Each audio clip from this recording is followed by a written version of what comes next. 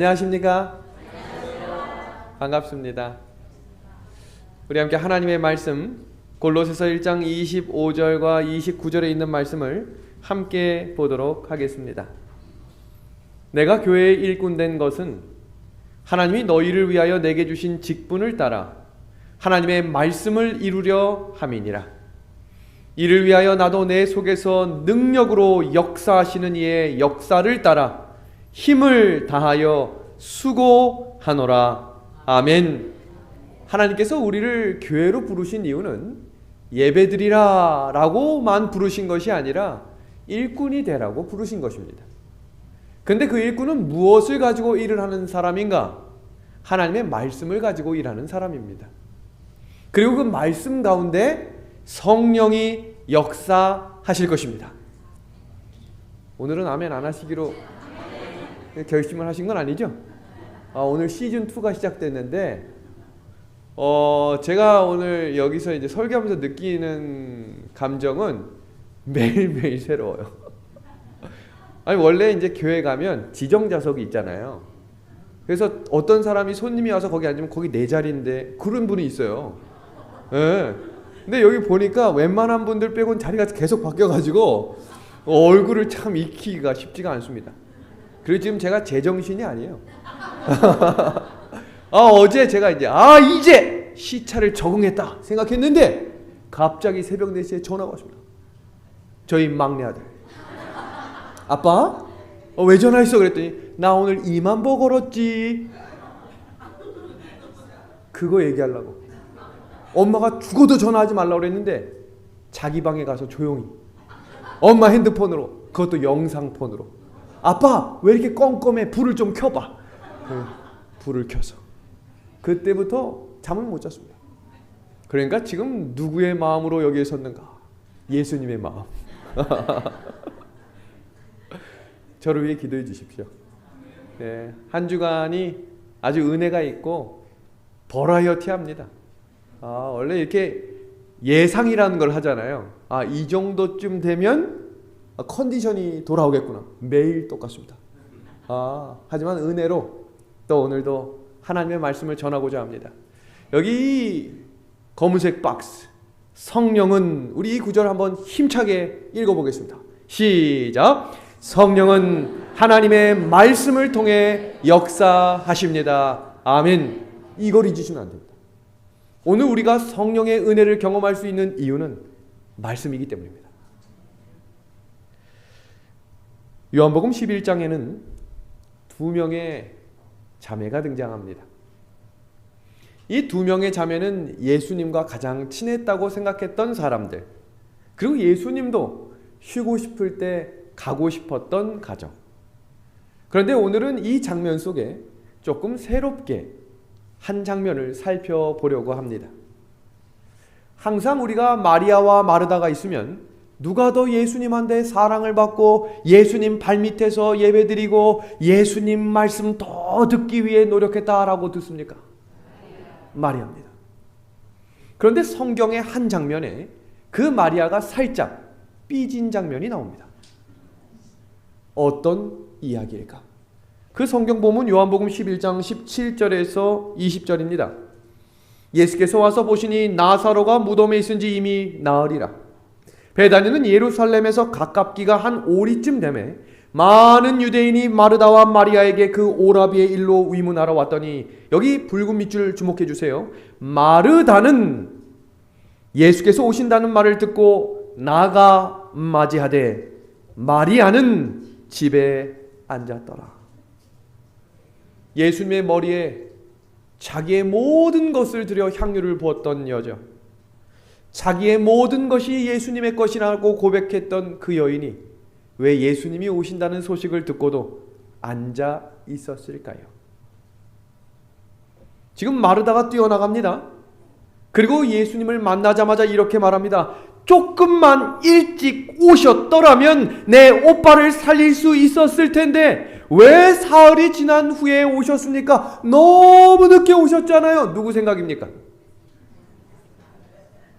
글씨가 안 보이는 건 아니죠? 가로치고 누구 생각? 내 생각. 예수님께서는 반드시 내 시간에 오시는 분이 아니에요. 내가 시간을 정해놓고 사람을 보냈어요. 예수님 이때까지 오세요. 근데 예수님은 예수님의 시간이 아니면 움직이시지 않아요. 내 시간과 예수님의 시간이 달랐습니다. 그래서 마리아는 앉아 있었습니다. 그럼 여기서 우리가 생각해 볼 것은 마리아와 마르다의 시간표와 예수님의 시간표가 어떻게 무엇이 달랐는가를 보겠습니다. 자, 한번 주목해 봅니다. 마르다와 마리아의 시간은 나사로가 죽기 전에 예수님이 오셔야 했습니다. 맞지요? 그럼 예수님의 시간표는 언제였냐면 나사로가 죽은 후에 도착했어야 돼요. 자, 여기서 주목할 것은 마리아와 마르다가 나사로를 향해 기대했던 것은 회복입니다. 왜냐하면 예수님이 이 정도는 할 수 있다고 믿었기 때문이에요. 죽을 병에 걸려도, 문둥병에 걸려도, 보지 못하고 듣지 못해도 그 정도는 낫게 하신다. 그런데 무엇은 못한다? 죽은 사람은 살린 걸 본 적이 없는 거예요. 누구 시간표예요? 내 시간표.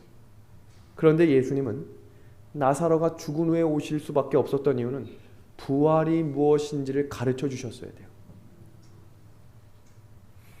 우리의 시간과 예수님의 시간이 다르면 간격이 생겨요. 이걸 갭이라고 합니다. 그렇다면 내 생각과 예수님의 생각이 다른 이 갭을 무엇으로 채우는 것인가? 믿음입니다. 인내입니다. 먼 훗날 지나고 보면 우리는 믿음만큼 기다렸다는 것을 알게 됩니다. 그리고 또한 기다린 만큼 우리의 믿음이 성숙해졌다는 것을 깨닫게 하실 것입니다. 신앙은 인내하는 시간이 없이는 자라나지 않습니다. 아브라함은요, 하나님을 만난 이후에 아브라함아, 눈을 들어 저 별 땅의 모래 너의 자손처럼 되겠다. 이 약속 듣고 25년 만에 그 일이 이루어졌어요. 하나님의 약속은 오늘 들었다고 내일 이루어지는 게 아니에요. 어제 아멘 아멘 하고 가도 집에 돌아가서 똑같이 살잖아요. 요셉도 그 어려운 시간을 견디는 시간이 13년. 이스라엘 백성들의 성경을 자세히 살펴보시면 우리는 매일매일 걸어갔다라고 하는 분들도 있지만 어느 때는 무작정 1년 이상 그 자리에 그대로 머문 적도 있었다는 거예요. 답답했을까요? 아, 왜 출발을 하네? 근데 어느 날은 이제 다 정리했어요. 아, 이젠 여기 살아야겠다. 그랬더니 갑자기 불기둥이 움직이네. 가야 되는 것입니다. 그 생활을 무려 40년을 반복합니다. 여러분, 이런 생각 혹시 안 해보셨어요? 예수님이 30살에 공생이 시작하지 않고 25살에 하면 안 됩니까? 22살에 하면 안 될까요? 예수님이 경험과 능력이 부족하기 때문일까요? 예수님도 기다리신 거예요. 하나님께서 일하라 라고 하는 그 말씀을 뭐 하신 거예요? 기다리셨어요. 그래서 믿음을 인내라고 말하며 신앙을 가지고 진리를 가지고 전진하는 백성들에게 성도들의 무엇이 있다라고 말한 거예요? 인내가 있다라고 말합니다. 인내하고 기다리는 것이 믿음의 과정입니다. 우리가 이렇게 씨를 뿌린 다음에 다음날 열매가 맺었구나 라고 하는 것을 기대하는 사람은 없는데 유독 사람에겐 그런 기대를 해요. 아, 교회 1, 2년 다녔으면 이만큼 자라나야지. 30년 다닌 사람도 안 변하는데 1년 다닌 사람한테 왜 그런 기대를 해요? 우리는 사람에게 기대하는 사람이 아니라 하나님이 일하실 줄로 믿고 기다리며 전진하는 백성들을 하늘 백성이라고 이야기하는 것입니다. 왜 예수님께서 마리아와 마르다에게 미리 언지를 하지 않으셨을까? 영감의 글은 그 내용을 이렇게 말합니다. 마리아와 마르다 그리고 죽어가는 나사로는 분명히 버림받은 것처럼 보였다. 그러나 그들은 혼자만 있지 않았다. 그리스도께서는 모든 광경을 다 보셨고 나사로가 죽은 후 그 남은 노이들은 그의 은혜로 격려함을 받았다. 예수께서는 그들이 겪는 투쟁으로 말미암아 저희 믿음이 더욱 큰 능력으로 빛나게 될 것을 아셨다. 기도가 이루어지지 않아도, 기도가 응답될 것 같지 않아도, 견딜 수 없을 만큼 힘들어도 주님은 주님의 시간표를 가지고 계신다는 것을 믿고 기다리시게 되기를 간절히 소망합니다. 아파서 나은 기쁨하고 죽었다가 살아난 기쁨하고 비교가 되겠습니까? 우리는 아직 그런 경험이 없기 때문에 비교를 못하지만 감히 상상할 수 없는 은혜를 허락하실 것입니다. 누구의 시간표인 거예요? 하나님은 실수하지 않으시는 겁니다. 성경을 읽으면서 제가 아주 깊이 감동받고 깨달은 게 있어요. 나는 모르지만 예수님은 아신다는 사실이에요. 나는 틀리지만, 나는 항상 틀리지만 예수님은 항상 옳으시다는 것입니다. 그래서 변하지 않는 하나님을 흔들어 깨워 변화시키고자 하는 사람이 아니라 변치 않으시고 변하지 않으시는 말씀 앞에 날마다 나를 부인하고 변화시키는 것이 바로 신앙의 목적입니다. 가장 큰 낙담의 순간은 바로 하나님의 도움이 가장 가까이 있을 때이다. 맨 마지막 문장입니다. 모든 시험과 시련을 통하여 그들은 더욱 굳건한 믿음과 더욱 풍성한 사람으로 만들어 내실 것이다. 아멘입니다. 여기 그림 한번 봐주실래요? 여기 있는 사람들이 행복해 보이세요? 불행해 보이세요? 평안해 보이세요? 불안해 보이세요? 표정이 안 보이시나요? 이 장면이 지금 싸우는 장면이에요. 예수님 믿는데, 우리처럼. 예수님 믿으면 서로 사랑하라고 다 알잖아요. 근데 왜 이렇게 죽일 듯이 싸울까요? 여기 표정을 보면 너 죽고 나 죽자 이 표정이에요. 지금 서로 사랑하자 이런 사람은 없어요. 지금 너 이게 뚜껑이 뭐 한 거예요? 열린 거예요. 그 뚜껑 닫아야 됩니다. 도대체 무슨 일이 있었던 것일까? 같은 하나님을 믿어도 싸울 수 있어요. 같은 하나님을 믿어도 같은 마음을 갖지 못할 수 있어요. 사람이기 때문입니다. 그런데 그 문제를 해결할 수 있는 믿음을 가져야 해요. 왜 하나님께서 오늘 우리에게 이런 말씀을 주실까? 성경 본문 민수기 13장 27절에서 33절의 말씀입니다. 모세에게 말하여 이르되 당신이 우리를 보낸 땅에 간즉 과연 그 땅에 젖과 꿀이 흐르는데 그것은 그 땅의 과일이니이다. 그러나 그 땅 거주민은 강하고 성읍은 견고하고 심이 클 뿐 아니라 거기서 아낙 자손을 보았으며 아말렉인은 남방 땅에 거주하고 헷인과 여부스인과 아모리인은 산지에 거주하고 가나안인은 해변과 요단가에 거주하더이다. 갈렙이 모세 앞에서 백성을 조용히 하게 하고 이르되 다 같이 한번 읽겠습니다. 우리가 시작. 우리가 올라가서 그 땅을 취하자 능히 이기리라 하나. 아멘이죠. 그런데 같이 보고 같은 장소에 있었던 똑같은 사람들이 이렇게 말합니다. 우리는 능히 올라가서 그 백성을 치지 못한다. 우리는 스스로 보기에도 메뚜기 같으니 그들이 보기에도 그와 같을 것이다. 사실 이 12정탐꾼의 시작은 처음부터 잘못된 것이었습니다. 이스라엘 백성들이 정탐을 2번 갔어요. 첫 번째는 이 첫 번째 가나안 정탐이고 두 번째는 요단강 앞에서 라합을 만났던 정탐이었습니다. 그런데 이 두 정탐은 모두 다 문제가 있었습니다. 첫 번째는 하나님께서 이것을 허락한 적이 없어요. 근데 본인들끼리 누구를 선정했냐면 지파에서 제일 믿음 좋은 사람들이에요. 지파에서 제일 믿음이 좋다. 갈렙 기억하시죠? 여호수아 기억하시죠? 나머지 10명은 이름이 기록되어 있지 않지만 이 정도 급의 믿음 있는 사람들이었다는 얘기예요.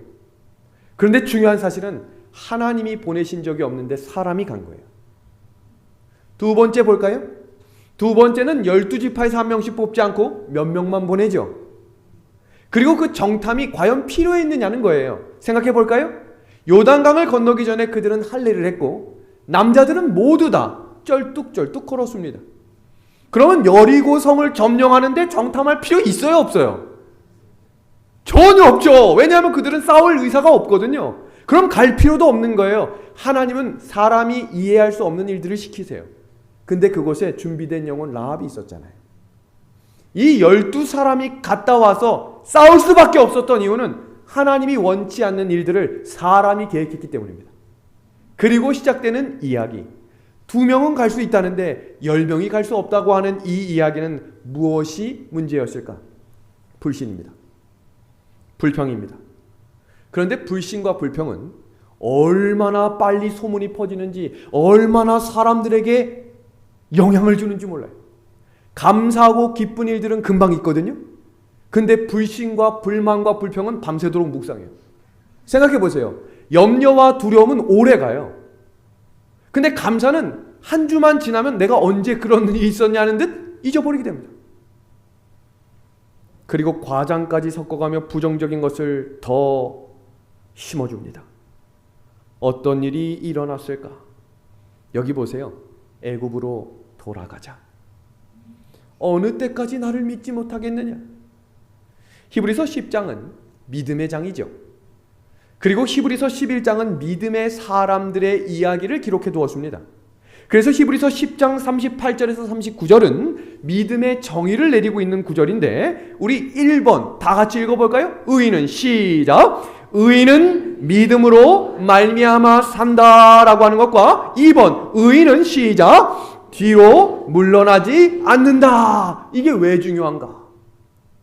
과거에 매여 계시면 안 돼요. 예전엔 좋았는데. 아니요. 의인의 믿음의 백성들은 앞을 향해 나가는 사람들이지 과거를 회상하는 사람이 되셔서는 안 돼요. 예전에 좋았는데 그럼 거기에 갈 수는 없잖아요.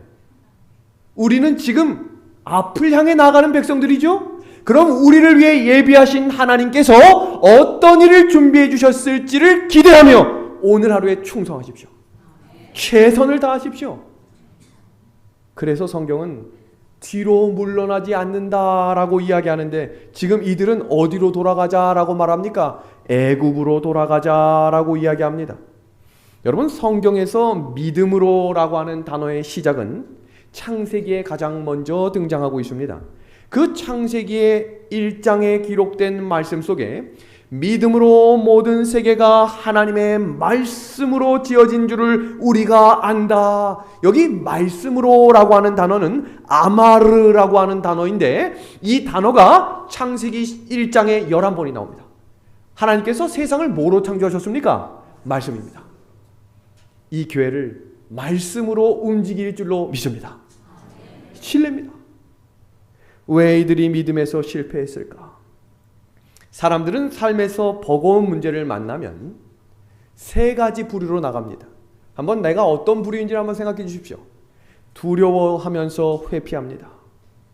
그래서 사람들은 술의 인생을 맡기고 약물과 중독성 물질의 삶에 파괴되는 경우들이 많이 있습니다.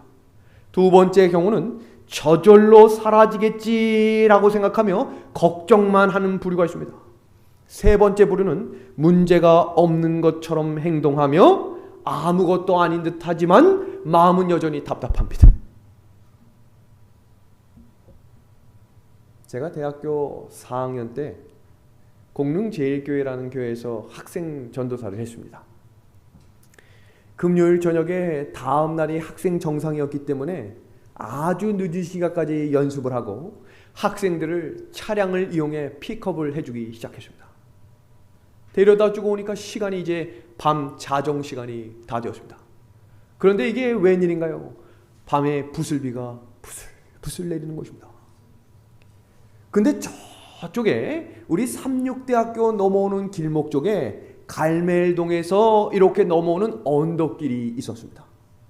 근데 거기를 이렇게 쫙 운전을 하고 오는데 왠지 긴장이 되는 거예요. 차도 한 대도 없고 완전히 전등도 없는 곳을 아주 조심스럽게 가고 있는데, 여러분들 사람이 직감적으로 느낌이란 게 있잖아요. 저 한 150m 앞에 큰 게 하나 넘어져 있는데 왠지 사람인 것 같아요. 그러니까 속으로 주문을 외웁니다. 아니어라, 아니어라. 근데 마음속에 아니어라, 아니어라 하는데 점점 가까이 갈수록 사람인 듯한 확신이 들기 시작하는 겁니다. 근데 비가 점점 내리고 있습니다. 여러분, 예전에 우리가 그런 운전을 할 때 그런 사람 잘못 도와줬다가 괜히 문제 생긴다라고 하는 것들이 굉장한 잘못된 인식이 있어서 이걸 어떻게 하나, 제가 그날 저녁 설교를 했어요. 이웃을 사랑하라. 내 이웃이 누구냐?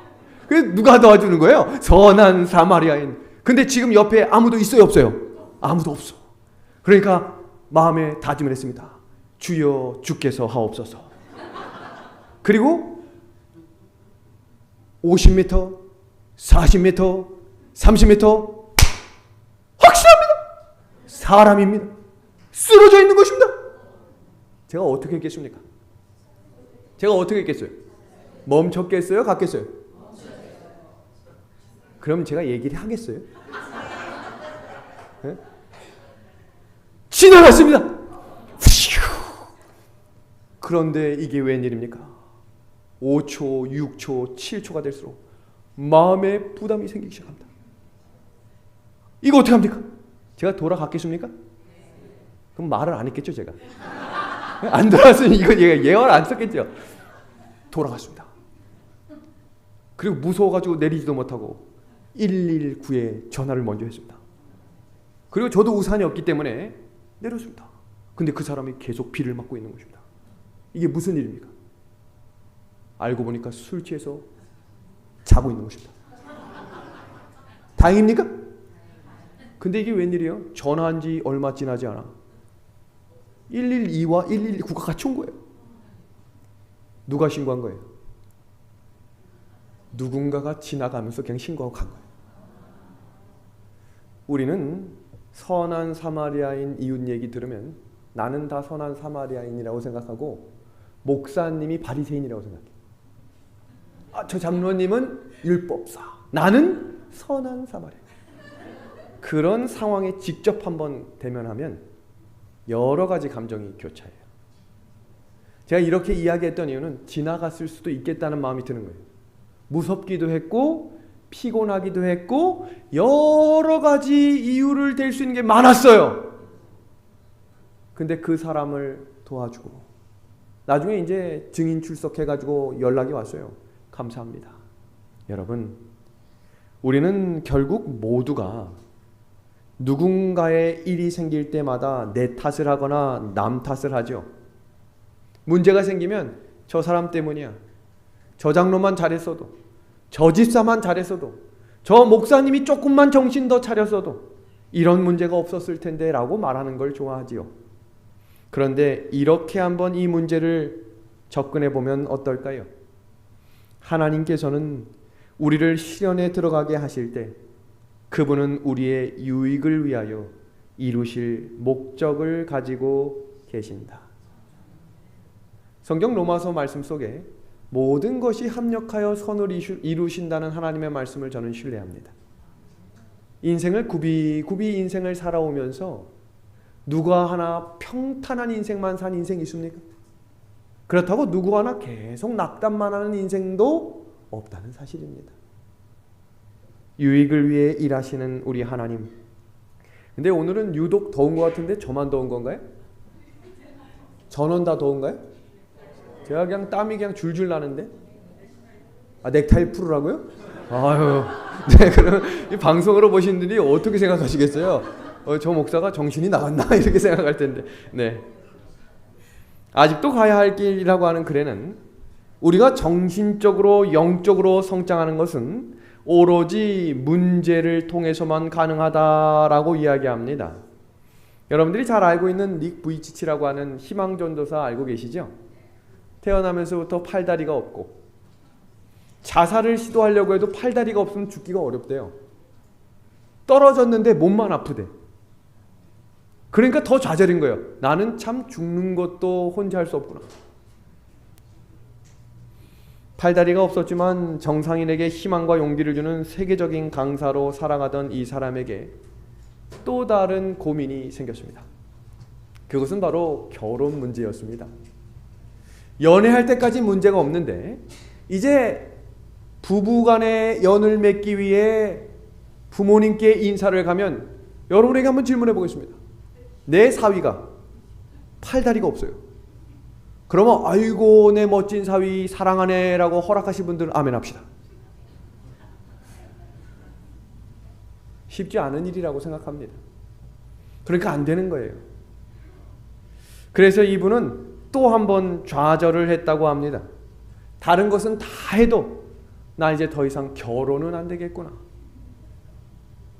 여러분, 이 사람이 쓴 한계를 껴안은 결혼이라는 책에는 이렇게 그가 고백합니다. 나는 기도의 힘을 누구보다도 믿는 사람이다. 하지만 그 암울했던 시기에는 기운을 차리기가 너무도 힘들었다. 친구들은 이런 상황을 헤아리고서 내게 다가와 든든한 버팀목이 되어 주었다. 나중에 돌아보니 내가 그 아픔 속에서 한층 성장한 것이 느껴졌다. 이 사람이 결혼했을까요? 못했을까요? 이렇게 아름다운 가정을 이루게 되었습니다. 저보다 자녀가 더 많아요. 전 딸도 없는데 쌍둥이 딸도 있어요. 믿음의 삶을 살아가는 그리스도인은 내 삶에 왜 문제가 많을까 이런 실망의 질문이 아니라 이번 문제는 하나님께서 어떻게 인도해 주실까 하는 기대를 갖는 성도들이 그리스도인입니다. 여기 두 명의 젊은 청년들 갈렙과 여호수아가 많은 사람들이 절망과 실망과 불신에 가득 찼을 때 이렇게 말했어요. 붉은 글씨 우리 힘차게 한번 같이 읽어주시겠습니까? 여호와는 시작. 여호와는 우리와 함께 하시느니라. 아멘. 교회가 연약하고 작아도 할 수 있는 것 없어도 그 교회도 여전히 함께 하십니까? 부자나 못 배우거나 연약하거나 동일하게 하나님은 언제나 우리 가정에 함께 하시는 분이십니까? 아멘이죠. 지금 왜 이 10명은 불신하고 불평했는가? 그 사람들은 문제를 봤지만 갈렙과 여호수아는 하나님을 바라보았기 때문입니다. 세상에서 살았지만 그들은 눈을 들어 예수님을 바라보았을 때 용기와 믿음과 감사의 말을 할 수 있었던 것입니다. 믿음은 우연 같은 사건 속에서 필연을 보는 관점으로, 그래서 믿음은 사건을 해석하는 힘이라는 것입니다. 여러분, 다메섹에서 사울과 예수님이 만남을 갖죠. 사울은 예수님을 만난 적이 없기 때문에 갑자기 큰 빛이 찾아와서 이렇게 말합니다. 내가 어찌하여 나를 핍박하느냐라고 이야기합니다. 생각해 보시면 사울이 예수님 핍박한 적 있어요, 없어요? 없어요. 만난 적이 없는데 어떻게 핍박을 해요? 그렇다면 예수님이 왜 사울에게 그렇게 이야기하셨을까요? 여기 보이는 이 아이를 샴쌍둥이라고 부릅니다. 이 아이가 하나입니까? 둘입니까? 왜 같은 그림을 보는데 다른 대답을 하세요? 다시 질문합니다. 하나입니까? 둘입니까? 이러다 싸울 것 같으니까 제가 그냥 얘기하도록 하겠습니다. 3번 물어보면 이제 일어나실 것 같아. 둘! 예. 이 질문을 랍비에게 사람들이 했습니다. 선생님, 이 아이가 하나입니까? 둘입니까? 그러니까 그 선생님이 이렇게 이야기하셨어요. 뜨거운 물을 한 아이의 머리에 뿌려서 한 아이만 울면 두 몸이고 같이 울면 한 몸입니다. 저희 사랑하는 우리 첫째 아들이 유치원에 갔다가 미끄럼틀에서 친구가 밀어가지고 얼굴에 3cm 기스가 났어요. 근데 제 마음에 30cm 기스가 나더라고요. 피눈물이 나. 왜 그렇죠? 한 몸이기 때문이에요. 어느 날 우리 첫째 아이가 전화가 왔어요. 여러분, 아이가 전화를 했는데 울고 있으면 부모의 마음이 어떨까요? 근데 울음소리가 보통 울음이 아니에요. 심각한 울음입니다. 알고 보니까 앞니 2대가 부러진 것입니다. 이 아이는 이미 치아를 갈았기 때문에 영구치예요. 앞니가 3분의 2가 부러졌습니다. 아빠로서 화났을까요? 머리 끝까지 화가 났습니다. 제가 그 순간 진짜 뚜껑이 열렸습니다. 교장 선생님한테 전화했어요. 무슨 일인지 알아보시라. 알고 보니까 체육관에서 아이들이 전교생이 함께 모여 있는데 이 친구들끼리 씨름 장난을 한 것입니다. 등치가 큰 아이들이 등치가 작은 아이들을 이렇게 내팽개치는 게임을 했대요. 근데 이제 등치가 비슷한 애들끼리는 던지면 어떻게 돼요? 들다가 못 드는 거예요. 어이쿠 하면서 퉁퉁 떨어지니까 등치 작은 윤태섭이가 자기도 그럴 줄 알았는데 나도 한번 던져줘. 그랬더니 이 아이가 실제로 던졌는데 솜방망이처럼 던져진 것입니다. 근데 얼굴부터 떨어진 거예요. 그 동네가 난리가 났겠죠. 응급차가 출동해서 제가 병원에 도착했습니다. 우리 아이가 저를 보자마자 하는 첫 마디, 왜 이렇게 늦게 왔어? 최선을 다해서 빨리 간 것입니다. 그리고 그동안 참았던 눈물에 피눈물이 섞여 내리는데 제가 아이 앞에서 울질 못했어요. 왜냐하면 아빠를 믿고 있기 때문에 울면 안 됐어요. 근데 얼마나 마음이 아팠지 몰라요. 이 아이의 이 치아를 어떻게 해야 되나. 그래서 제가 상황을 다 듣고 교장 선생님과 통화하고 그 집어던진 아이 부모가 찾아온 것입니다. 솔직히 말씀드리면 얼굴 보기 싫었습니다. 그래서 그 첫날은 못 만났어요. 서로 사랑하라고 설교하는 제가 말입니다. 그 다음날 또 찾아왔는데 얼굴을 못 봐서 뒤돌아서 앉아서 네? 그 부모의 마음을 조금만 헤아려 주십시오. 그날 저녁 눈이 퉁퉁 붓고 입이 퉁퉁 붓고 치아가 부러졌는데 입이 두꺼비보다 더 많아 왔어요. 이렇게. 아빠의 마음이 미어집니다. 근데 이 아이가 저한테 오더니 이런 말을 하는 거예요. 아빠, 우리 내 친구 용서해주면 안 돼? 깜짝 놀랐어요. 왜 그렇게 생각해? 아빠가 그렇게 설교하잖아. 깜짝 놀랐습니다. 그래, 용서하자. 즐거워하는 자들과 함께 즐거워하고 우는 자들과 함께 울어라. 예수님께서 사울을 찾아가서 너 왜 나를 핍박하냐라고 하셨던 이유는 예수님과 그리스도인들은 한 몸이기 때문입니다. 우리 눈에서 눈물이 날 때 예수님의 눈에도 눈물이 난다고 하셨어요. 영감의 글 볼까요? 예수께서는 제자들에게 그들이 궁핍하고 연약할 때에 하나님께서 그들을 동정하신다는 것을 보증하신다. 사람이 한숨을 짓고 고통을 느끼고 슬픔을 당하는 것은 무엇이나 다 반드시 하늘 아버지의 파동에 마음의 파동을 일으키는 것이다. 아멘. 1960년대 많은 어머니들이 아이를 얻고 새벽 기도회를 참석하십니다. 저도 저희 어머니가 제가 어렸을 때 새벽 5시에 깨워서 7살 때부터 어머니 손을 잡고 새벽 기도회를 다녔어요. 왜 가는지도 모르고 가면 어머니 무릎에서 잠들었지만 그래 교회에서 자는 훈련을 하거라. 그래서 제가 중학교 2학년 때까지 교회만 가면 잤습니다. 그런데 어머니가 그런 사람은 교회를 떠나지 않을 것이다. 여러분 주무셔도 됩니다. 그런 분들은 교회를 안 떠난답니다. 그렇다면 우리는 왜 기도해야 할까? 제 질문 한번 합니다. 하나님은 우리가 무엇을 필요로 하시는지 다 아신다. 동의하시는 분들은 아멘 합시다. 두 번째, 하나님은 반드시 우리가 원하는 대로 응답해 주시는 것은 아니다. 아멘? 그럼 왜 기도합니까? 다 아시고 내가 기도하는 대로 응답해 주시는 게 아닌데 왜 기도합니까? 부족한 것이 없는 사람은 기도하지 않아요. 아쉬운 것이 없는 사람은 기도하지 않습니다. 그렇다면 기도는 왜 하는 것이냐면 영감의 글은 이렇게 소개합니다. 기도는 하나님을 나에게 맞추는 것이 아니라 나를 하나님께 맞추는 것이 기도입니다.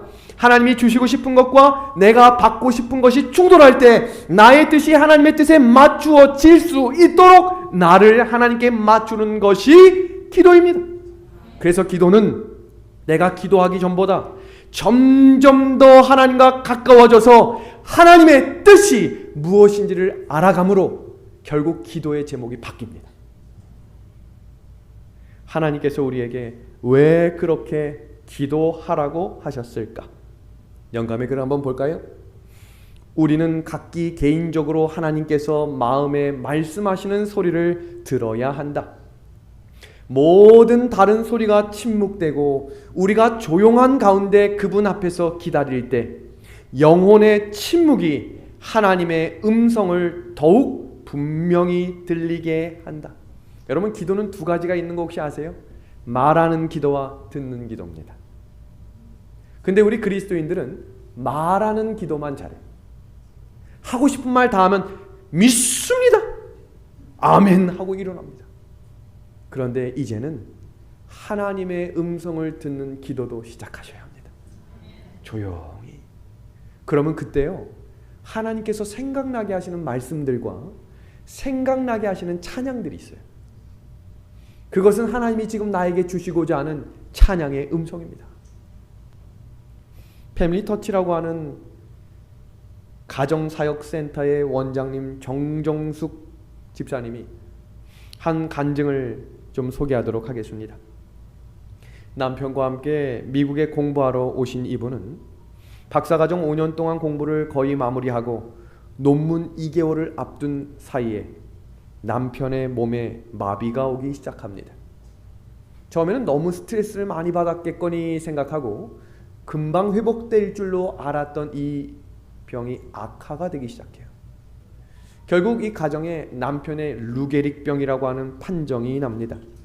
스티븐 호킹 박사가 이렇게 몸이 꼬였던 그 질병을 아실 겁니다. 그때 그 남편의 나이가 38살.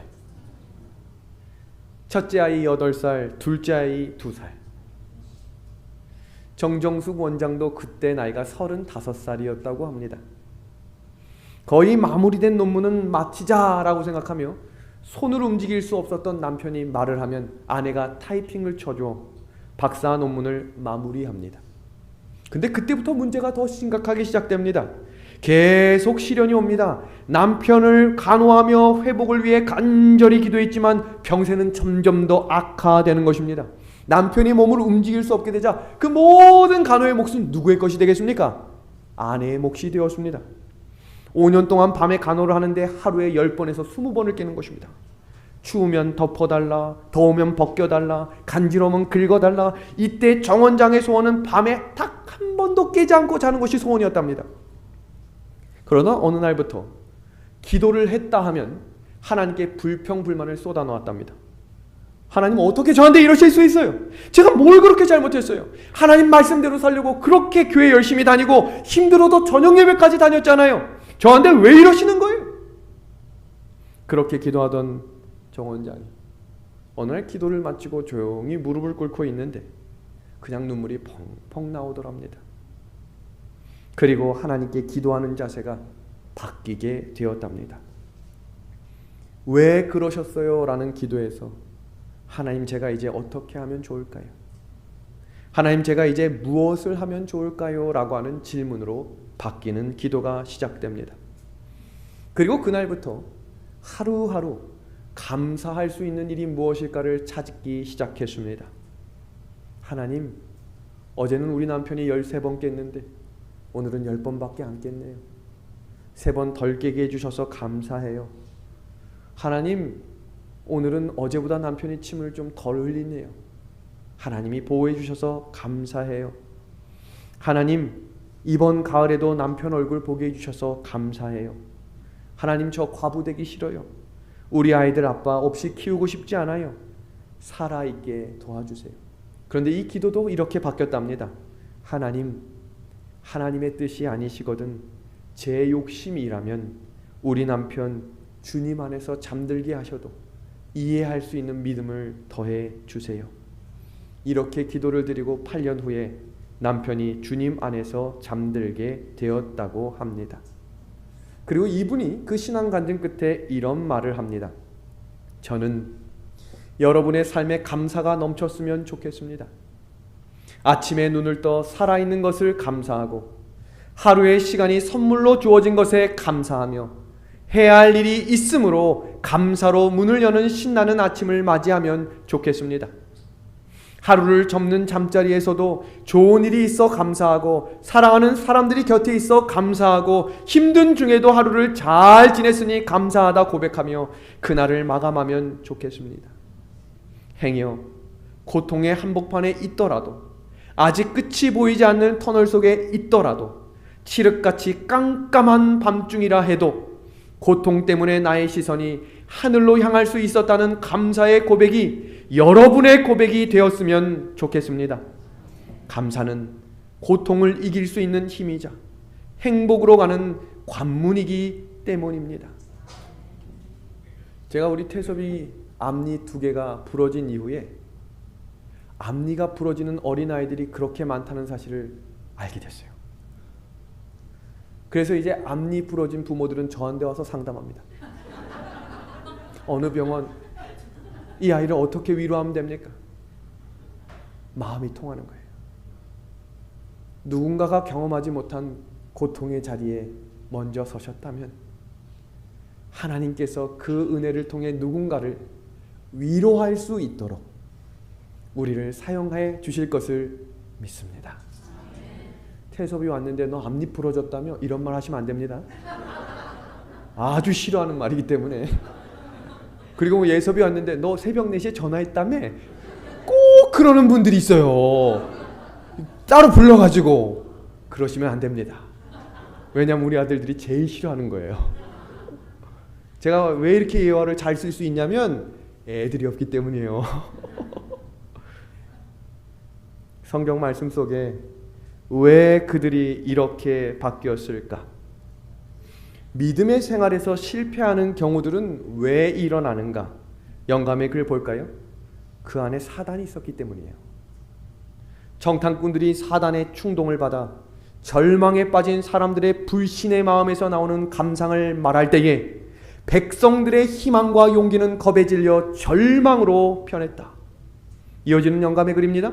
사탄이 완전히 지배했기 때문에 백성들은 이성을 잃은 것 같이 보였다. 여러분, 사람이 절망에 빠지고 문제가 생기면 사람의 태도에도 변화가 생긴다는 거 알고 계시죠? 그래서 어떤 연구가들이 자세만 바뀌어도 사람의 마음가짐이 바뀌는 것을 연구했습니다. 한번 볼까요? 지금 보시는 이 그림을 보시면 사람의 태도에 따라 억양과 말투와 행동가짐이 바뀐다는 사실을 알게 됐습니다. 지금 여기에 있는 사람들은 첫 번째 줄에 있는 사람들에게는 아주 중요한 회의 전에 긴장할 거 아닙니까? 모두가 다. 근데 그때 아주 편안한 자세를 취하게 했고, 두 번째는 긴장된 만큼 오그리고 조그리고 있으라 라고 이야기했습니다. 지금 여기 빨간색 박스에 있는 사람 마음이 평안해 보입니까? 긴장돼 보입니까? 긴장돼 보이죠? 근데 여기 빨간색 박스에 있는 사람 여유 있어 보입니까? 평안해 보입니까? 평안해 보이시죠? 실제로 그 사람들의 호르몬을 검사해 보니까 코르티솔 호르몬이라고 해서 스트레스의 반응에 분비되는 물질로 스트레스에 대항하는 신체에 필요한 에너지를 공급해주는 역할. 자, 한번 질문합니다. 사람이 행복해서 웃습니까? 웃으니까 행복합니까? 헷갈리십니까? 그럴 때는 둘 다 이렇게 대답하면 됩니다. 자, 다시 질문합니다. 행복해서 웃으니까 웃으니까 행복합니까? 둘 다입니다. 그러니까 행복하기 위해 웃고 웃어서 행복해야 하지 않겠습니까? 그래서 성도들을 함께 모이게 한 겁니다. 문제가 있을 때 혼자 있으면 점점 문제가 심각해져요. 근데 슬프고 낙심돼도 제가 그 이빨 2개 부러졌다는 사건이 소문나서 얼마나 많은 전화를 받았는지 몰라요. 근데 그때 위로가 된 건 하나도 없었어요. 그 중에 가장 위로가 안 됐던 게 무엇인가? 기도해 드리겠습니다. 제가 그때 깨달은 게 있어요. 어렵고 힘든 상황에서 목사나 지도자들이 함께 기도하겠습니다 라는 말이 위로가 안 된다는 거예요. 제가 그때 느꼈어요. 함께 기도할게요 라고 하는데 감동이 없어요. 근데 제가 언제 완전히 깨졌는가? 한 노집사님이 기도를 하시는데 하나님, 우리 윤 목사님 마음을 위로해 주세요 하고 우는 거예요. 그때 제 마음이 녹아내렸어요. 아, 마음을 나누는 거구나. 기억하십시오. 물론 함께 기도하는 거 위로되죠. 그런데 그 위로보다 함께 울고, 그리고 그 집사님이 나가면서 제 손을 잡고도 퐁퐁 우는 거예요. 그래서 안고 꺽꺽 울었어요. 그러고 나니까 마음이 풀리더라고요. 지금 이 생활에 기도합시다 라는 형식적인 말보다 함께 안아주고 눈물을 흘려줄 사람들이 필요한 거예요. 내가 맞고 네가 틀리다라고 하는 그 진리를 놓고 싸우는 게 아니라, 한번 보세요. 예수님이 누군가를 변화시키는 일에는 진리를 가지고 논하지 않으시고 그들을 위해 눈물을 흘려주세요. 믿음이 실패한 상황에서 사단이 충동질하며 달려들 때 같이 한번 싸워보자고 달려드는 것이 아니라 그때 무릎을 꿇고 울어주는 겁니다. 그 예수님이 지성소에서 우리에게 이렇게 말씀하십니다. 희망 없이 물러서지 말라. 우리는 때때로 우리의 과오 때문에 우리의 발 앞에 엎드려 슬피 울어야 할 것이다. 그러나 우리는 포기해서는 안 된다. 비록 우리가 원수에게 삼킨 바 될지라도 하나님은 우리에게서 떠나지 않으신다. 아멘이죠. 하나님은 우리를 홀로 버려두시지 않으신다. 예수님은 하나님 우편에 계신다. 그분은 당신의 아버지께 우리를 용서해 달라고 간구하고 계신다. 아멘. 그 믿음의 시험에서 실패했던 그들은 10일 만에 갈 수 있는 길을 40년이 걸려 갑니다. 그리고 38년 6개월이 됐던 어느 날 그들이 또 하나의 문제를 만납니다. 예수님께서 광야에서 교육하실 때 세 가지를 사용해서 교육하셨는데, 첫 번째는 만납니다. 안식일을 훈련시키셨어요. 먹는 것을 통해 안식일을 훈련시키셨습니다. 두 번째는 성소의 원리를 통해 구원의 절차와 과정을 가르쳐 주셨습니다. 그리고 세 번째는 불뱀을 통해 우리의 눈이 예수님께 고정되어야만 살아날 수 있음을 가르쳐 주셨습니다. 그 사건, 민수기 21장 사건으로 여러분을 초대합니다. 백성이 호르산에 출발하여 홍해길을 따라 에돔 땅을 우회하려 하였다가 길로 말미암아 백성의 마음이 상하니라. 길로 말미암아 마음이 상했다라고 하는 구절의 주석은 이렇게 돼 있어요. 하나님의 말씀을 따라 걸어갔는데 마음이 상했어요. 하나님의 말씀대로 순종했는데 문제가 생긴 거예요. 그런 경우 있습니까? 진짜 말씀대로 순종하고 갔는데 문제가 더 큰 문제를 만난 경우가 있습니다. 이 경우입니다. 지도를 한번 볼까요? 지도가 잘 안 보이셔도 파란색 줄은 출애굽의 과정이고, 지금 보시는 이 빨간색 줄을 한번 보시면 여기 이집트 애굽에서 출발해서 약속의 땅에 들어가는 이 붉은 점으로 가야 하는데, 지금 이들이 있는 위치가 어딘가? 여기 붉은 점입니다. 자, 그럼 이 지도를 딱 보시면 지금 직진으로 올라가면 이제 한 번에 갈 수 있습니까? 그러니까 지금 여기 에돔의 땅을 거쳐서 지나가면 됩니까? 안 됩니까? 됩니다. 여기에는 에돔이라고 하는 고속도로가 나 있었어요. 그러니까 이 중앙고속도로로 쫙 올라가면 38년 6개월 고생해도 야, 이제 3, 4일 아니면 들어간다 라고 생각한 것입니다. 근데 지금 예수님이 이곳에 너희 머물러 라고 말했거든요. 여기서 중요한 거, 머물라고 했지 가라고 한 적이 없어요. 근데 사람의 생각은 자꾸 하나님의 시간표보다 앞서 나가서 마리아와 마르다처럼 우리랑 친하고 기도 열심히 했으니까 예수님 오시겠지? 이렇게 생각한 겁니다. 그러니까 그들처럼 이들도 낙심했습니다. 근데 엎친 데 덮친 격으로 민수기 20장 1절에서 3절을 보면 물이 없었습니다. 지금 화날까요? 안 날까요?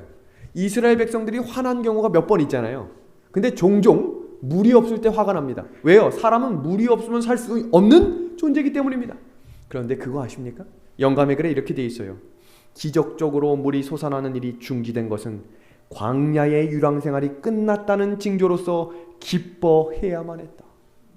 무슨 의미인지 아시겠죠? 물이 끊어진 건 이제 뭐가 된 거예요? 약속의 땅에 들어가게 된 겁니다. 왜 물이 없습니까? 왜? 그리고 이들이 갑자기 이런 말을 해요. 지난 38년 6개월 잘 먹어놓고 만나가 맛없대. 지금까지 잘 먹어놓고. 그때 불뱀이 나옵니다. 여기서 중요한 것은 원래 그 동네는 불뱀이 많았던 동네였고 광야에는 불뱀과 정갈이 널려 있었다 그랬어요. 지금까지 안 물린 게 아니고 하나님이 지켜주셨던 거예요. 근데 그 보호의 기둥을 접으시자 어떻게 된 거예요? 다 물린 거예요. 그들은 여행하는 동안 하루도 하나님의 은혜로운 이적으로 보호함을 받지 않는 날이 없었다라고 말해줍니다. 여러분, 기적 중에 기적이 뭔가? 이스라엘 백성들에 대해서 모세가 성경에 유언으로 남긴 기적 중에 기적을 뭐라고 기록했는지 혹시 아십니까? 홍해를 건넌 것일까요? 만나가 내린 것일까요? 마라의 쓴물이 단물로 바뀐 걸까요? 아니면 아말렉과의 전투를 이긴 것일까요? 아닙니다. 신명기에 뭐라고 되어 있냐면 40년 동안 옥과 신이 헤어지지 아니하였더라. 우리가 먹고 우리가 입고 우리가 씻는 것 은혜입니다. 하나님이 지켜주시는 것. 그거를 잊어버리는 순간 우리는 이스라엘 백성들처럼 불뱀에 물리는 겁니다. 여기서 설교가 끝나면 호되게 혼나고 끝나는 거예요. 정신 똑바로 차려라. 그런데 성을교는 이렇게 끝나지 않죠. 성경은 이렇게 마무리됩니다. 죽게 되었으나 그들을 살리시더라. 어떻게 하셨습니까? 불뱀을 만들어 보는 자는 살게 하셨습니다. 여호와께서 모세에게 이르시되 불뱀을 만들어 장대 위에 달라 물린 자마다 그것을 보면 살겠다라고 말씀하셨습니다. 믿음의 한 해 가족 여러분, 자기를 문 것을 본다는 것 쉽지 않은 일이죠. 모든 죄를 짊어진 예수님을 의미하는 것이었습니다. 그래서 요한복음 3장 14절과 15절에 모세가 광야에서 뱀을 든 것 같이 인자도 들려야 하리니 이는 그를 믿는 자마다 영생을 얻게 하려 하심이니라. 아멘입니다. 세상에서 살지만 예수님을 바라봅시다. 지금까지 인도해 주신 그 하나님을 오늘도 변함없이 바라봄으로 우리를 끝까지 책임져 주실 그 하나님께 엎드리는 믿음의 가족들과 제가 되면 좋겠습니다. 무엇이 희망일까? 여러분, 사막에다 나무를 심는다 상상이 됩니까? 그것도 한 사람이. 그러면 어떤 일이 일어날까요? 그 사람이 심다가 지치겠죠? 교회 일도 나 혼자 열심히 한다고 이거 안 되네. 그럼 그만하면 되는 건가요? 한번 오늘 이 영상을 보고 어떤 변화가 있는지 한번 살펴보도록 하겠습니다. 영상 함께 보겠습니다.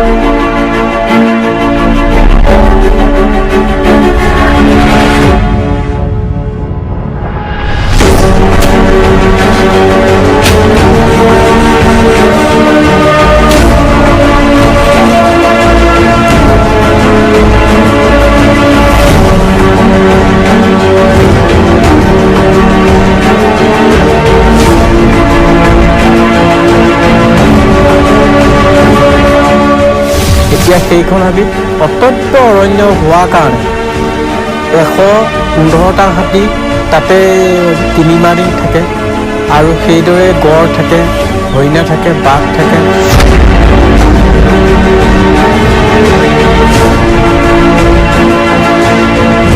হেৰিয়াল গছ গছনিবোৰ ডাঙৰ হ'বলৈ ধৰি লাহে লাহে ডাঙৰ হ'ল। তেতিয়া ৰক্ষণাবেক্ষণটো অকলে দিব নোৱাৰি, মানুহৰ পৰাই দিব নোৱাৰি। কাৰণ মানুহেতো ডাঙৰ হৈ গ'লে এইটো কাটিব, ব্যৱসায়মুখী হ'ব। ব্যৱসায়মুখী লৈ গছবোৰ আকৌ মুকলি কৰি দিব। তেতিয়া এই সাপবিলাক নিৰাপত্তা নহ'ব। গছ গছনি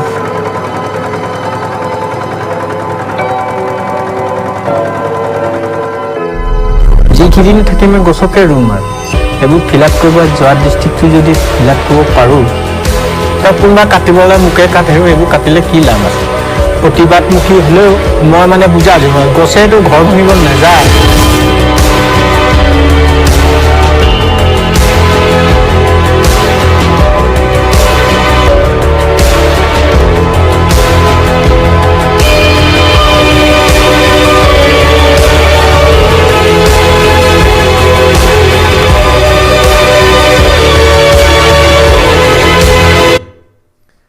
다 안 된다고 할 때 할 수 있다는 믿음을 갖는 이 사람, 우리들이 되기를 소망합니다.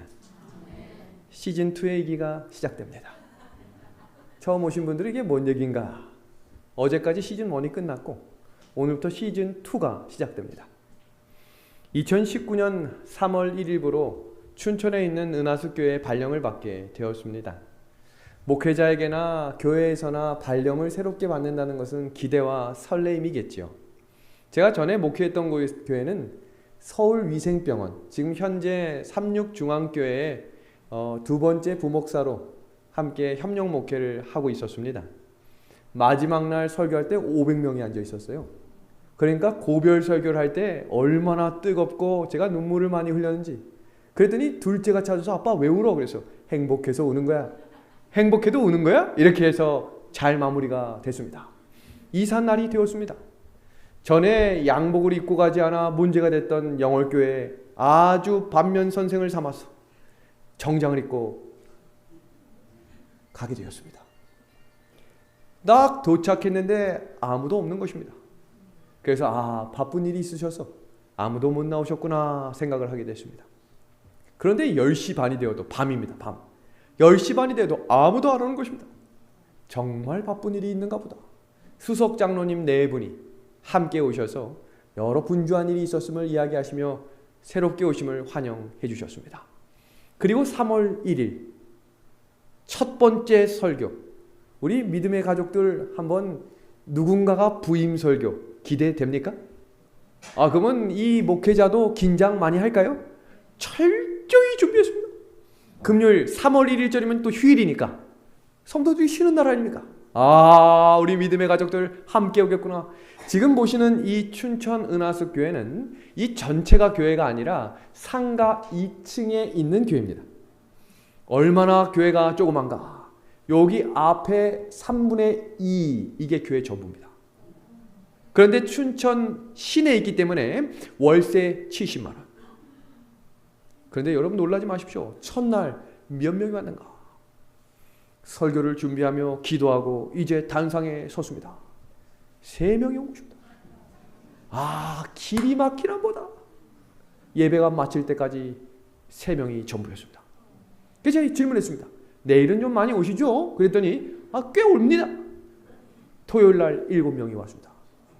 전부였던 것입니다. 이 교회는 춘천 영어학원 교회가 문을 닫고 교회가 해산된 거예요. 그런데 이 7명이 개척교회를 세우겠다고 제가 오기 일주일 전에 교회를 새롭게 예배소로 등록하고 우리에게도 목사님을 주십시오.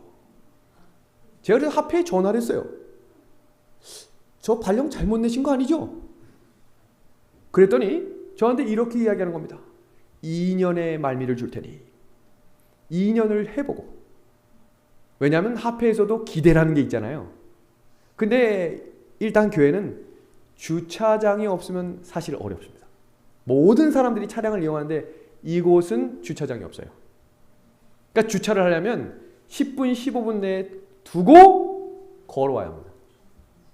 최악의 조건입니다. 그리고 좁은 길로 걸어가라 라고 말했지만 교회를 올라가려면 계단을 수십 개를 올라가야 했는데 계단 높이가 엄청 높아요. 어르신들은 다닐 수 없는 교회가 된 것입니다. 교회 중에 이렇게 최악의 조건을 가진 교회에 한 젊은 목사가 발령을 받은 것입니다.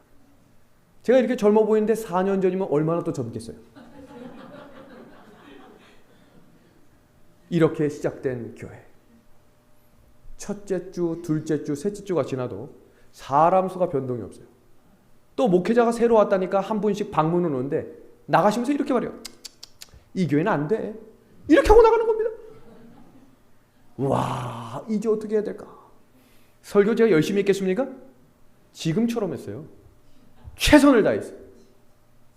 그런데 이걸 어떻게 극복할까 고민하다가 새벽 기도를 하자. 새벽 기도 몇 명 나왔을까요? 3명. 3명이 나왔는데 83살, 82살, 81살. 3분이 나왔습니다. 3분. 새벽 4시 20분에 차량 셔틀을 해가지고 40분 동안 차량 운행한 다음에 교회에서 예배를 드리는데 다 주무시는 거예요. 같이 찬미는 해. 근데 말씀을 시작하면 다 같이 눈을 감습니다. 그리고 이게 웬일이야? 귀신같이 이것으로 예배를 마치겠습니다. 아멘! 하고 일어나는 것입니다. 그렇게 8개월을 했습니다. 그러니까 이분들이 얼마나 재밌어 하는지 차량 운행으로 드라이브 한다고 생각하는 거예요. 아침 시간이 너무 잘 간대. 너무 재밌다는 거예요. 저에게도 도전이 되었습니다. 이걸 계속 해야 할 것인가 말 것인가. 근데 교인이 없어서 방문도 없고 할 일도 없고 새벽 기도 열심히 해야겠다. 이렇게 시작된 교회에 문제가 생겼습니다. 이 상가 건물 2층을 2년 계약을 했는데 그렇게 1년이 지난 겁니다. 1년 동안 제가 얼마나 열심히 일했는지 말로 할 수 없을 만큼 전도단 초청해서 전도에, 발 마사지에, 의사들 초청해, 의료봉사에 되는 것 같지만 다 망했어요. 전도회를 3번, 4번을 했는데 구도자가 왔다 다 갑니다. 절망입니다. 할 수 있는 걸 다 했어요. 여러분, 제가 지금 여기 서 있는 거 기적입니다. 죽고 싶었어요. 되는 일이 없어서. 계획을 했는데 이렇게 안 될 수도 있는가. 그러니까 나중에는 어떤 생각이 되면 아무것도 하지 말자. 그랬더니 80 넘으신 할머니가 새벽 기도 왜 안 하니? 4시 20분에 또 일어나서 갔습니다. 그렇게 하던 어느 날 이제 계약 기간이 1년밖에 안 남은 것입니다. 1년 동안 교인 수는 변함이 없었습니다. 목회자에게도 도전입니다. 교인들에게도 도전이지만 목회자에게도 도전이에요. 이걸 어떻게 해야 될까? 그래서 제가 총회를 열었습니다. 7명과 함께. 총회를 열어서 투표를 합니다. 1번, 교회를 건축한다. 그러면서 제가 어떤 기대를 했겠습니까? 아무도 투표 안 하겠지. 2번, 교회를 해산한다. 3번, 교회를 연합한다. 그러니까 다른 교회랑 연합한다. 인근에 춘천중앙교회하고 강남하늘교회가 있습니다. 거리도 멀지 않아요. 10분 거리. 그러니까 뭐 가도 크게 무리도 없고 우리가 들어간다고 해서 거기에는 150명이기 때문에 한 소그룹도 안 돼. 이제 투표를 했습니다. 어떻게 나왔겠어요? 어떻게? 만장일치로. 건축이 나온 것입니다. 그래서 제가 번호를 잘못 읽으신 줄 알고 다시 했어요. 1번은 건축이에요. 해산이 아니고 건축. 그랬더니 여기 있는 분들이 건축합시다. 누가 합니까? 목사님.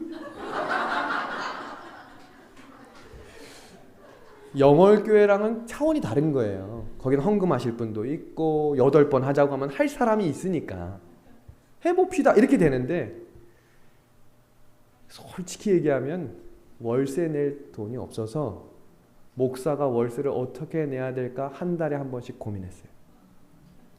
월정금이 안 나오니까. 그 젊은 목사의 마음을 헤아려 주십시오. 그렇게 피눈물이 나는 거예요. 그래서 2박 3일 동안 제가 가장 멀리 어딘가 보니까 거기가 부산이야. 그래서 요나의 심정으로 도망가는 마음으로 부산행을 그냥 탔어요. 그리고 책 한 권을 샀어요. 저는 원래 비행기나 기차를 타면 책을 사서 이렇게 보면서 가요. 근데 제목도 너무 좋아. 참 목자상. 근사합니까? 근사합니까? 그런데 거기에 20몇 페이지를 딱 보는데 충격!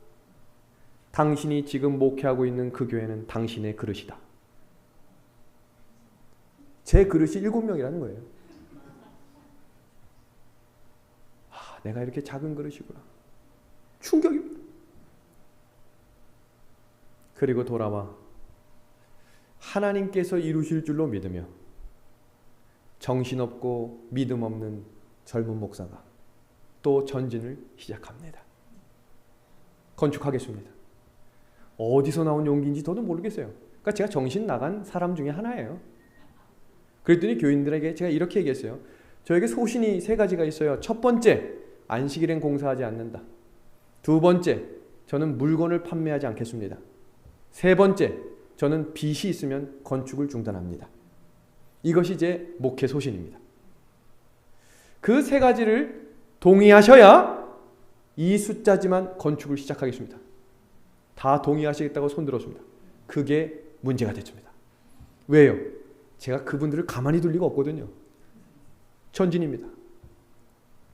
제가 하나님께 기도를 했어요. 하나님, 기도원에게 기적을 보여주셨던 것처럼 저에게도 하나님이 살아계심을 보여주십시오. 저희가 건축 헌금 작정일이 3주 후니까 제가 그 3주 후를 놓고 기도할 테니 손님들을 보내주십시오. 그리고 그때 하나님이 살아계심을 보여주셔야 합니다. 손님 왔겠습니까? 안 왔겠습니까? 다음 이 시간 과연 그 손님이 왔을 것인가? 조금 더 할까요? 안 돼요. 32분이에요. 예? 10초만 더 하자고요? 그래요. 그럼 10초만 더요. 그럼 요거까지만 딱 하죠. 헌금하는 그날이 되고 제가 설교를 시작했습니다.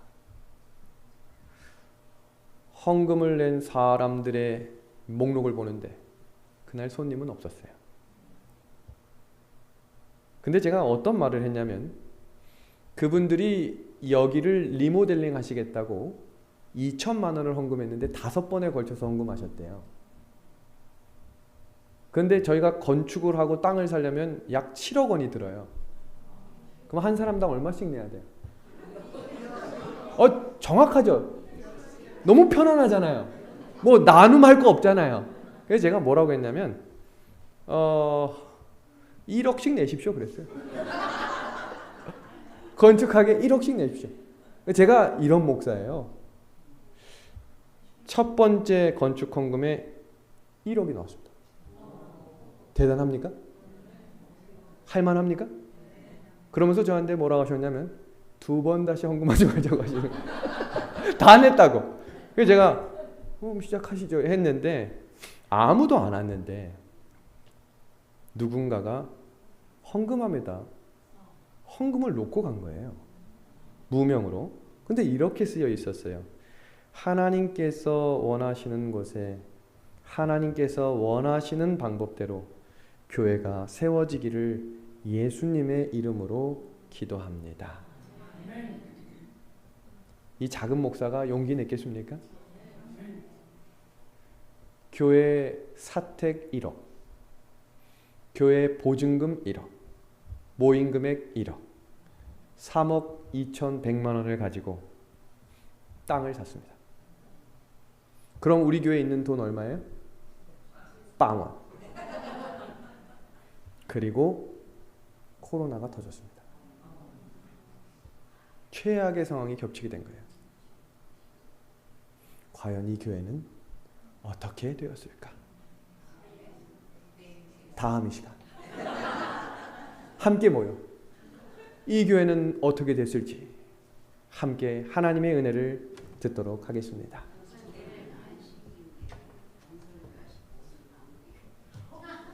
좋으신 하나님 함께 부르도록 하겠습니다.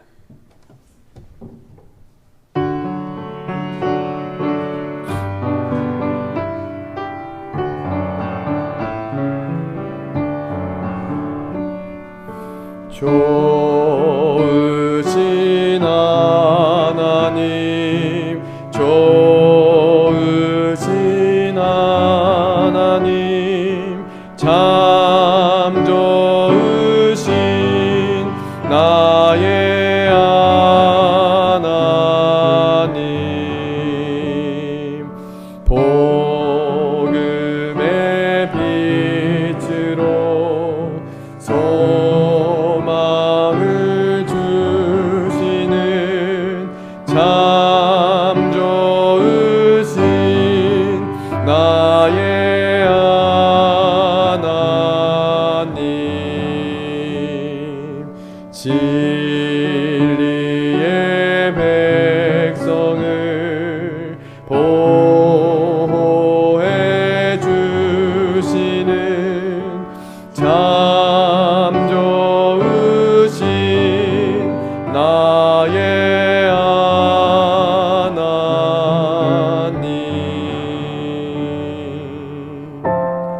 기도합니다. 하나님, 우리 아버지, 우리가 낙심하고 때때로 슬퍼하며 고통 가운데 있을 때에 혼자 두지 않으시고 우리와 함께하여 주셔서 감사합니다.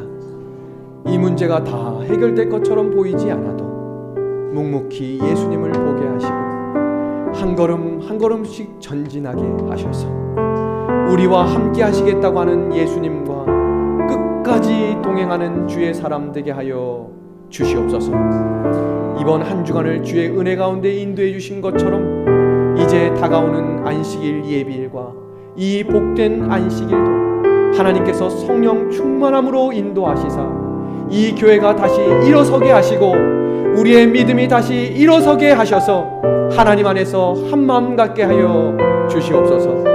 예수 그리스도의 이름으로 간절히 기도하옵나이다. 아멘. 내일 이 시간 함께 만나 우리 은혜의 말씀 나누기를 소망합니다. 감사합니다. 하늘에 계신 감사하신 우리 아버지, 메마른 이 땅에 주님께서 부흥전도의 5일째를 저희들에게 허락해 주셔서 참으로 감사합니다. 사람을 흩으시고 모이게 하시는 전능하신 우리 하나님, 우리 하나님의 은혜로 주님 앞에 있습니다. 주께서 우리의 다리를 걷도록 만들어 주셨고 우리의 발걸음을 인도해 주셨습니다. 주님께서 오늘 말씀하실 때에 우리의 마음문을 열고 성령의 음성을 들을 수 있게 하여 주시기를 간절히 원합니다. 아버지여, 없는 것과 같고 무가치하고 무거운 짐을 지고 힘들어하며 방황하는 저희들에게 다시 일어서라고 말씀하시는 우리 하나님의 음성을 우리가 5일 동안 들었습니다. 오늘도 우리 주께서 멈추지 아니하시고 우리의 심령 가운데 말씀하여 주옵소서. 우리가 듣기를 원합니다. 우리의 마음을 주께 재헌신하기를 원합니다. 이토록 주의 사랑하는 백성들을 한자리에 모아주셨사오니 주님의 뜻이 이 거룩한 성회를 통해서 이루어지기를 간절히 원합니다.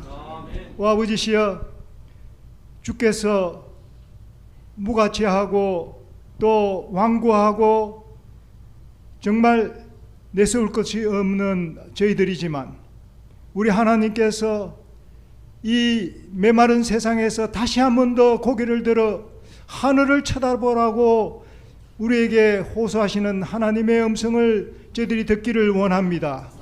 우리의 마음 문을 열게 하시고 들을 수 있도록 준비되기를 원합니다. 오 아버지시여, 주께서 세우신 종을 가장 필요할 때에 주께서 보내주셨고 가장 필요한 장소에서 말씀을 선포하게 하여 주신 것을 저희들이 믿습니다. 우리가 이러한 하나님의 역사 속에서 우리가 주님 앞에 있습니다. 오 아버지시여, 우리가 우리를 인도하시고 세상 역사를 주관하시는 하나님 앞에 겸손하게 주의 말씀을 받기를 원합니다. 내일을 알지 못하는 저희들이 처음과 나중이신 전능하신 하나님 앞에 우리가 겸손해지기를 원합니다. 무엇이든지 말씀하실 때에 또 성령의 조명으로 깨닫는 마음을 주시기를 간절히 원합니다. 그리하여 우리의 살아있음이 하나님께 영광이 되기를 간절히 소망합니다. 우리가 위기의 때에 주님께서 언제나 찾아오셔서 우리를 위로하시고 또 우리에게 말씀하시는 주님을 이 2022년도 9월 22일 경험하기를 원합니다. 주님이여, 우리의 각 사람의 심령 속에 말씀하여 주시옵소서. 말씀을 대언하시는 주의 종 윤호영 목사님에게 함께 하시고 아버지 하나님의 말씀을 대언할 수 있도록 그에게 성령을 부어주시기를 간절히 원합니다. 성령이 아니면 우리가 아무것도 하기를 원치 아니하오니 오 아버지시여, 살아계신 하나님께서 오늘 이 저녁 성회를 통해서 영광을 받으시기를 간절히 원합니다. 우리는 하나님 앞에 참으로 부족하지만 아버지여, 이 특별한 성회를 통해서 저희들이 하나님의 은혜로 하늘을 쳐다볼 수 있게 되기를 원합니다. 하나님의 보좌 앞에 담대히 나아가는 주의 거룩한 성도가 되기를 원합니다. 저희들을 그렇게 만들어 주실 것을 믿사옵고 시종을 주님께 의탁하오며 이 모든 말씀 귀하신 예수님 이름으로 간절히 기도드립니다. 아멘. 안녕하십니까? 우리 목사님께서 하늘 가족 여러분 부르시는데요. 하늘 가족 여러분 모두를 진심으로 환영합니다. 스탠드업 어게인, 다시 일어서기를 원하시는 우리 하늘아버지의 말씀잔치 5일째 오신 여러분들을 진심으로 환영합니다.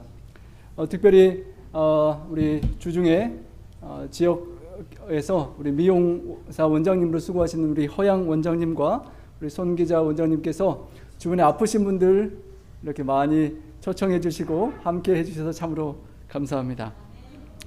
오늘 특별히 우리 배시연 목사님 부부, 그리고 윤천음 장로님 부부, 그리고 여러 우리 지역 교민들, 또 멀리서 얼바인에서도 우리 장로님 부부 함께 해주셔서 참으로 감사합니다. 그리고 우리 목사님께서 하늘 가족 여러분 항상 부르셨는데요. 우리 진짜 이 땅에서 우리 하늘 천국이 생각되는 패러다이스에서 우리 가족들이 오셨습니다. 정말 하늘 가족이신데요. 진심으로 환영합니다. 우리 패러다이스 교회 성도님들 진심으로 환영합니다. 우리 오늘부터 오셔서 안식일까지 같이 계셔 주신다는 말씀에 참으로 기쁘고 감사하고 환영합니다. 우리 이 집회에서 뵌 모든 분들이 하늘까지 함께 가기를 간절히 소망합니다. 우리 간절히 기도 드려주신 분은 우리 발열 치유 마사지 봉사를 하시고 방송부에 수고하신 우리 엄영대 장로님이셨고요. 이 시간 목사님께서 주실 말씀의 제목은 세상에 서서 하늘을 보라입니다. 목사님 말씀 듣기 전에 우리 여성 합창 특별한 찬양을 드리시고 목사님의 귀한 말씀 듣겠습니다. 은혜 받는 그런 시간 되시길 바랍니다. 주의